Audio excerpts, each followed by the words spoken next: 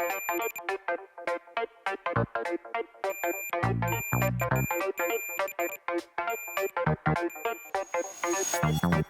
going to go out on a limb and say that you've played Tetris at least once in your life.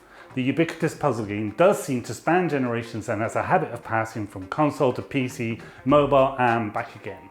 But how would you rate your skills? Have you been able to clear 100 lines, reach level 15, 17, beyond? If so, then well done, sounds like you're pretty good. That is until you see how the new generation of teenage pros are playing. And for most of the game's history, even the top pros have been playing how you or I would. That's to say, using their thumbs on a controller to move the pieces left and right. After all, how else are you going to do it? As you know, the more lines you clear, the faster the game gets. And the NES version of Tetris, which is the gold standard for classic Tetris tournaments, level 29 had long been the holy grail, the level to beat. That's because even though every level in the game is technically faster than the one before it, level 29 represented the largest and final jump forward in speed in the game. In fact, level 29 was so fast the pros call it kill screen.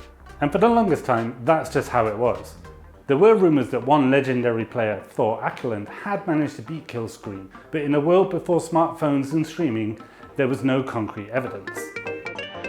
That was then though. Right here in 2022, there's a new way to play, and it's literally changing the game. In fact, beating kill screen is pretty common in competitive play today, and there's a new world record that's been set, which is an eye-watering level 95. But what happened in the last few years to make such a long-standing limit suddenly so easy to blast through?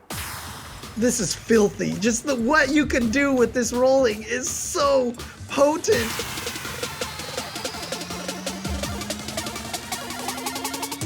Before we dive into rolling though, first a quick history lesson. If you move the pieces with the D-pad holding your thumb down, that's technically called delayed auto shift, or DAS for short. And there are some pretty in-depth videos out there on YouTube which explain exactly how DAS works and why there's a hard limit at level 29. But for now, all you need to know is that DAS is basically the most overly technical way of saying hold the controller like you normally would. Over the years, players had experimented with different techniques to move the blocks faster, and this resulted in something called hyper tapping. It was certainly a lot faster than DAS, but it didn't gain widespread popularity until 2018, when rookie player Joseph Saley beat 7-time world champion Jonas Neubauer using the technique. And before long, hyper tapping would take over. 17-piece drop, there's the double! bar. Boom! There it is! Tetris for Joseph! And yours! And we have a new Tetris world champion! 16-year-old Joseph Saley has done it! Saley's victory over Neubauer would be widely shared on YouTube and in turn kickstart a new wave of interest among younger players. So in 2018, there were only around I'd say under 10 hyper tappers in the world, honestly.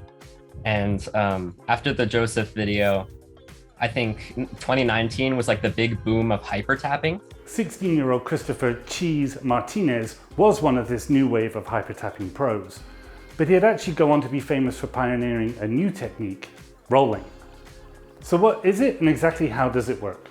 I can't remember what player it was, but they would alternate or they would shake their controller. It's I have an NES controller. They would put their thumb down and they would hit on the bottom and the top into their other thumb, and you would get two inputs with the same motion pretty much. So I kind of took inspiration from that in late 2020, and rolling became a thing, and now everyone's learning that. It's kind of hard to describe, but instead of mashing the button as fast as you can with hyper tapping, with rolling you're strumming the controller from underneath. It's like you're playing the world's smallest harp. It sounds a little goofy, it is a little goofy, but it's proven to be highly effective. It definitely does kind of break the game a little bit, just because it opens a whole new possibility for kill screen play that we could have never seen with tapping, I don't think. Cheese might be understating when he says it breaks the game slightly. As more and more players have adopted the technique, records have been tumbling and with increased regularity.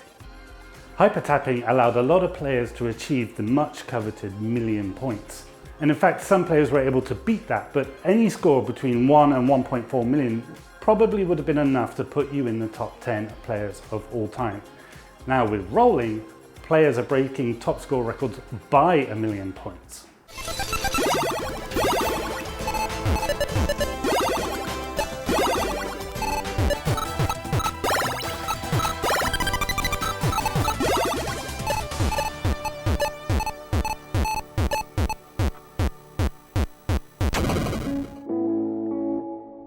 These days, level 29 no longer represents the end of the game. In fact, you might argue it's the new starting point, because rolling has blown open what is possible with the game, which isn't bad for a title that's nearly 40 years old. Of course, competitive Tetris has been around for years and was even the subject of the 2011 documentary Ecstasy of Order. Now, Cheese would have been 5 years old when that film came out. Now he and his contemporaries are dragging a game that's over twice their age into a modern era. And Adam Cornelius, director of Ecstasy of Order and co-founder of the Tetris World Championships, believes that rolling is only going to make the game even more exciting to watch. Tetris is more on people's minds, more a part of the gaming universe now than it's been in a long time. It's going the way of like an Olympic sport. You know, when you watch an Olympic sport, you don't watch an Olympic sport to see someone beat everyone else by double. You're seeing people winning by these tiny, tiny, tiny margins that are almost imperceptible. I think that's where Tetris is headed, where the players are all going to converge on a point where they all play exactly the same. And there is one ideal way to play. And we're witnessing them try to just push it a little bit further every year.